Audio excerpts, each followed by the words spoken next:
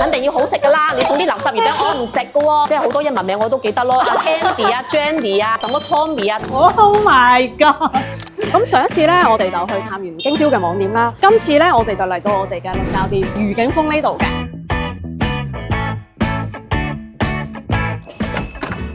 你好，司長過咗嚟陳店啊！近期我哋嘅客戶需求嘅咩嘢產品會比較多一啲啊？比較多嗰啲街坊啊，或者一啲工廠公司嘅團購月餅啦，同埋手信嘅禮包，我哋呢個糖水近期嘅銷量都可以嘅。我哋嚟咗倫教開店之後，會唔會啲街坊朋友都會話啊買嘢啊訂餅啊，即係方便咗好多啊？我最記得一個老人家咁樣，因為佢冇智能手機，佢唔可以導航，佢喺翡翠台睇到啊漁村食品啊，上咗電視啊，賣咗廣告啊咁樣，啱好佢一日佢過嚟呢邊辦事，途中經過我哋愉景坊呢條街，跟住話乜原來我哋漁村禮餅就喺我哋街知巷聞嘅大街，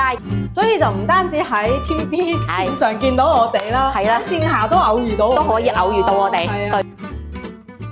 平時嗰啲客人都會過嚟店面嘅，我細至到5歲，大至到90歲，5歲嗰啲揸住100蚊，姐姐我要袋雪花酥啊，好啊，要玫瑰味，要芝士味啊，好攞走幫你打包。見到有啲外國人，我諗住拉佢入嚟，買嫁女餅啦，買我哋嘅漁村手信啦，推出大灣區，跟住推出國外，係啊 ，very good 啊，即係好多英文名我都記得咯，阿 Candy 啊、Jenny 啊、什麼 Tommy 啊，即係阿叔而家都叫阿 Jack 咁樣一入嚟，阿 Jack 叔叔。我哋啲店員真係好國際化。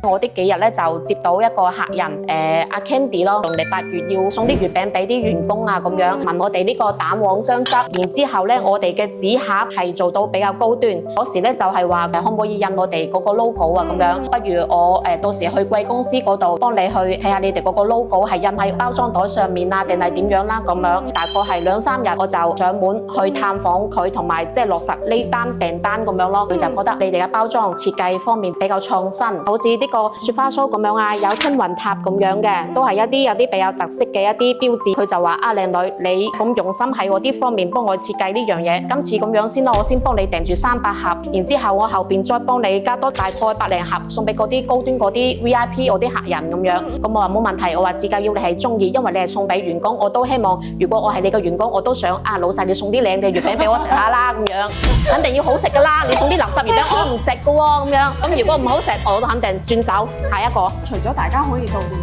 同埋我哋嘅店長啦，佢哋可以去到客戶嗰度去同佢哋溝通。過嚟我哋呢間店嘅客人，佢會有咩嘢嘅一啲特別嘅需求啊？都有啊，因為準備有一個農曆嘅8月啊嘛，咁本地人啊結婚嫁娶啊過大禮需要選到我哋呢個嫁女餅，就好似我哋今年520新推出呢個百年好合呢個系列，因為推出咗之後咧，我有一個廣州嗰個客人，廣州蘭姐比較印象深刻嘅就係佢嗰日咧就過嚟呢邊辦事啦，順便了解咗我哋呢個嫁女餅，佢話一摸我哋嗰個面，話乜你哋可以做到咁立體感嗰啲包裝面嘅，嗱你無論係手感啊、個色澤啊，同埋嗰個立體感係超級靚嘅，有少少似裙褂上邊嘅刺繡感覺。當時咧我就切咗傳統嘅五仁，同埋我哋嗰個明星產品果仁薑汁，我叫佢食咗嗰個薑汁先，因為你食過薑之後你就準備食豬腳醋啦咁樣，雙喜臨門啦咁樣，咁佢話靚女你真係識講嘢，我首先俾佢聞一聞，蘭姐你有冇聞到我哋呢種餅同其他有咩唔同？佢話我未食之前我已經聞到一種奶香味喎，佢話食落身嗰個蓮蓉咧比較香口，好滑，以前食開嗰啲蓮蓉咧比較削口啊，好鞋口啊咁，我食完你呢個薑汁嗰個味道係留翻喺嗰個嘴入邊嘅，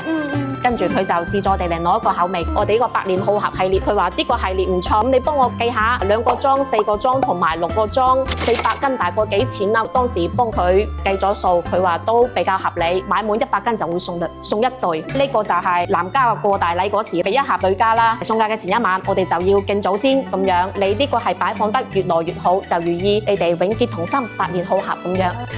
真係好一線嘅故事喎！咁梗係啦，發生喺我身上㗎嘛。如果作為消費者，我肯定企喺消費者身上，比如講用幾多錢我可以買到比較合理嘅，或者係性價比比較好嘅。我作為一個店員，咁我可以俾到客人嘅就係我嘅用心服務。只要你過嚟我哋漁村禮餅倫教店，welcome welcome。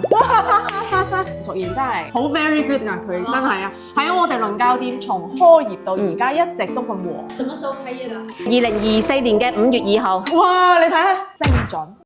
所以其實咧，我哋啲店長啦，我哋啲經理啦，我哋啲負責人啦，都係超級可愛嘅。近期咧業績又特別好咧，你睇佢哋成個心花怒放，所以今日成個環節咧已經超出晒我嘅想像，我要多啲落嚟一線，等我自己都開心下。